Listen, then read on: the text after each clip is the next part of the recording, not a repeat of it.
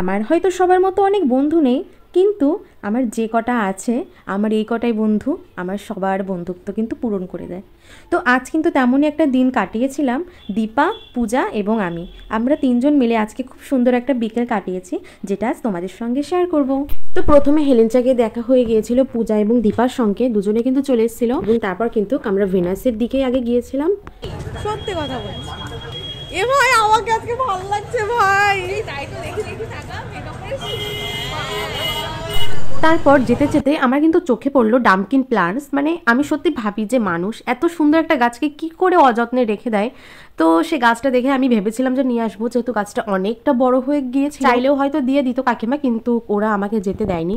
তো তারপর আমরা কিন্তু চলে এসেছিলাম ভেনাসে এবং ভেনাসটা নতুন আপডেট কিন্তু করেছে। তারপরে আমরা কেউ আসিনি, আসলে আমি আসবো কার সঙ্গে। তো আজ দীপার সোর্সে কিন্তু আমরা এসেছি আমরা তিনজনে, এবং খুবই সুন্দর কিন্তু করেছে, আমার খুব ভালো লাগছিল।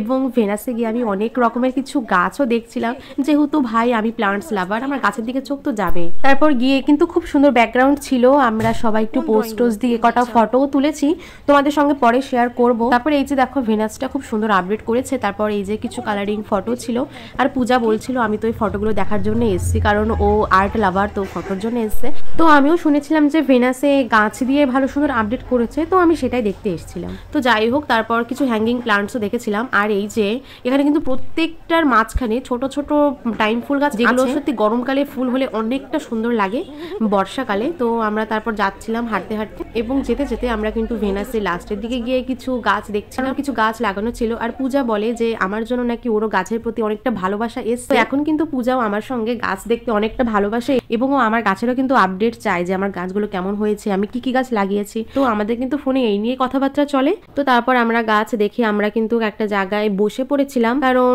প্রায় বিকেল সন্ধ্যা হয়ে যাচ্ছিল, আর আমাদের একটু বেরোতেও লেট হয়ে গিয়েছিল, আমার যেহেতু একটু লেট হয়ে গিয়েছিল। তো তারপর কিন্তু আমরা তিনজন বসে গিয়েছিলাম এবং আমরা কটা শর্টস নিয়েছিলাম, কটা ফটো তুলেছিলাম। তারপর কিন্তু আমরা ডিসাইড করছিলাম যে কি খাবো, কিন্তু আমরা লাস্ট মোমেন্টে শুধুমাত্র 3টে ফ্রুটি অর্ডার করেছিলাম। গাইস আমরা এখন চা খাচ্ছি, ঠান্ডা চা। আমরা ঠান্ডা চা খাচ্ছি, আমের চা। এত বড় মেনু কার্ড খুঁজে খুঁজে পড়ে পড়ে এখন আমরা এবং 3টে ফ্রুটি খেয়ে আমরা ফটো তুলে তারপর কিন্তু সেখান থেকে বেরিয়ে গিয়েছিলাম। তারপর আমরা চলে গিয়েছিলাম একটা চায়ের দোকানে, আর এই দোকানটা তোমরা আশা করি সবাই খুব ভালো করে চেনো। এবং তারপর কিন্তু আমার চোখে পড়েছিল স্নেক প্লান্টস রাস্তার একদম সাইডে।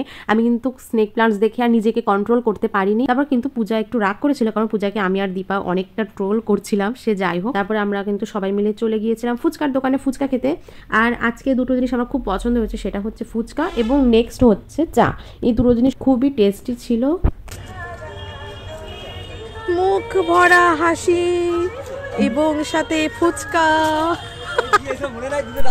তারপর আমার কিছু জিনিস কেনার ছিল, সেজন্য আমি কিন্তু কসমেটিক্সের দোকানে গিয়ে আমার কিছু জিনিস কিনে এনেছি, এবং দীপাও কিন্তু মুদিখানার দোকান থেকে ওর কিছু প্রয়োজনীয় জিনিস নিয়ে নিচ্ছিল। তো তারপর দীপা আর পূজাকে আমি টাটা দিয়ে কিন্তু বাড়িতে চলে এসেছিলাম। তো আজকের ব্লগটা এইটুকুই। তো এরকম আপডেট আরো দেখার জন্য অবশ্যই কিন্তু ফলো করে দিও এবং একটা লাইক করে দিও। টাটা।